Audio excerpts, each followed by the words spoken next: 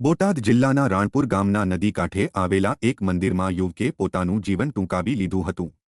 બનાવની જાણ થતાં પોલીસ કાફલો ઘટના સ્થળે પહોંચ્યો હતો। રાણપુરમાં નદી કાંઠે આવેલા દિગંબર મંદિરમાં જીવન ટૂંકાવી દીધેલી હાલતે મૃતદેહ મળી આવેલો। માહિતી મુજબ યુવક રાણપુરના રાજુભાઈ ઘનશ્યામદાસ ગોંડલિયાનો હોવાનું ખુલવા પામ્યું હતું।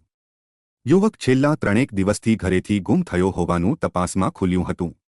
જો કે બનાવ બાદ પોલીસે મૃતદેહને પીએમ અર્થે ભાવનગર સરટી હોસ્પિટલ ખાતે ખસેડ્યો હતો।